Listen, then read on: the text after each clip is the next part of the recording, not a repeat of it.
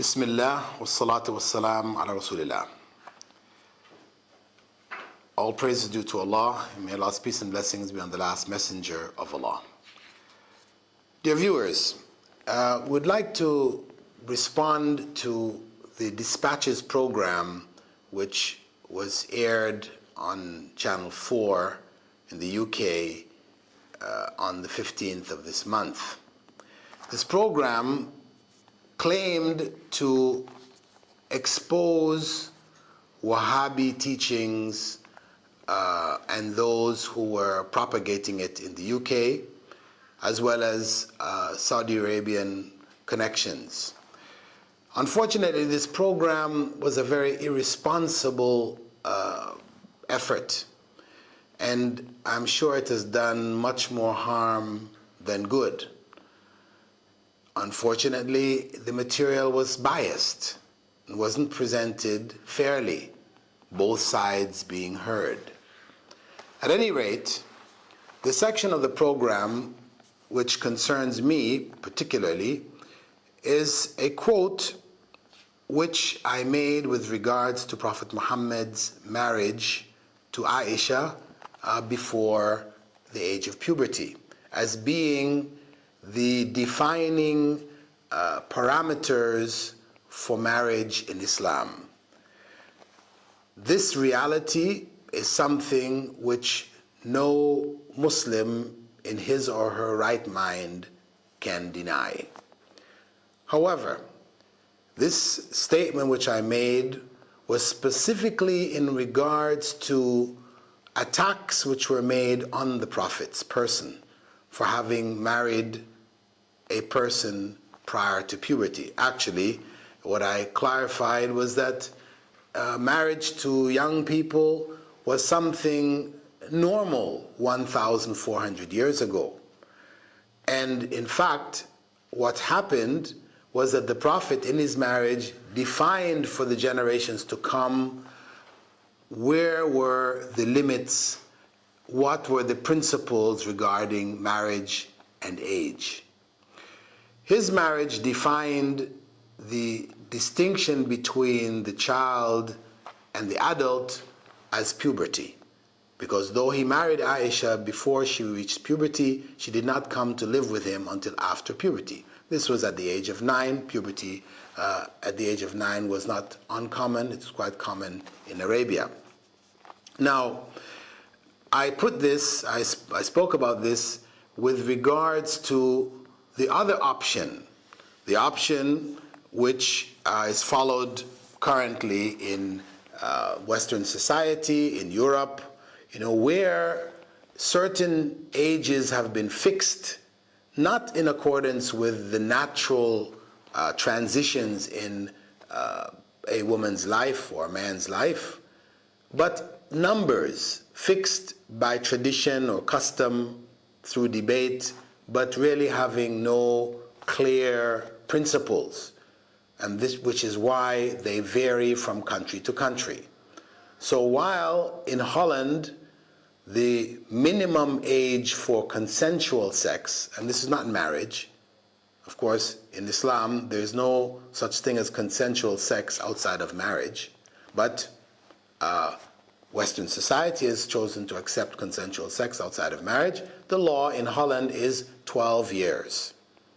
A male or female may have sexual relations with somebody older than them, and it's considered to be legal at the age of 12. In Italy, it is 14. In France, it is 15. In Germany, it is 16.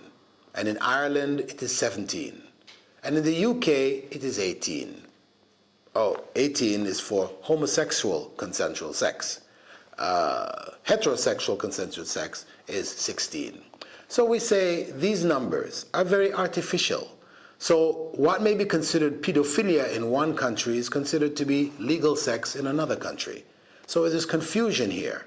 What I pointed out was that Islam clearly defines for us the parameters. Puberty is the transitional point. This is the natural dividing line. This is when a woman can now conceive. This is when a man, a young man, can produce the sperm, which is a part of the conceptional process. So this, as I said, Muslims should not feel shy about, shouldn't feel, in any way compromised. This is the natural parameter set by Islamic law, and it will stand for all times. However, I did point out, and I have always pointed out, that Muslims living in non-Muslim countries are obliged to follow the laws of those countries.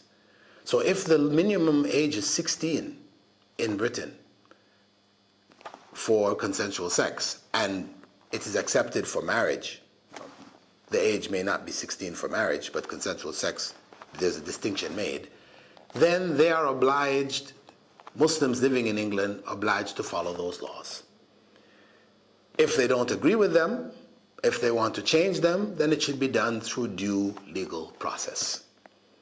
If they can't do it, and they're not satisfied, and they prefer to be able to practice the marriage laws as permitted within Islamic Sharia, then the next option is to emigrate. I do not promote the breaking of the laws of the society in which they live. The second point, which was mentioned in the letter sent to me by Andrew Smith, who headed the Dispatches program, and I did respond to the first point, but when it was shown, it was only my saying, according to them, that it was out of context. But obviously, as you have heard, there is much more to it. The second point was that because the research is on Wahhabism as being taught, according to them, from the universities of Saudi Arabia, they asked me to confirm that in fact I was trained in the Islamic University in Medina, trained in my Islam there. And I pointed out to them in my response, my written response to them, that yes, I studied Islam, and if you want to call it trained, yes, I was trained in Islam in Saudi Arabia in the Medina University, but I was also trained in Islam for my PhD at Wales University in the UK. So if you're going to mention one, mention the other. If you're going to imply that that training implies that I've now got a mindset, then also put that same principle, apply the same principle for my studies in the UK, where my mindset would also be formed. These are the main 2 points that concerned me in particular. As I said in the very beginning, the program was a great disappointment. It stirs up ill feelings, and it involves a lot of very shoddy reporting, claiming that they were getting undercover information, which is available on CDs in the streets, not really anything secretive. And I would advise the channel, if it really wants to get to the bottom of it, to bring those who are supposed to be the propagators of Wahhabism, sit them down, hear their views, then challenge those views, and give people a two-sided picture of the story.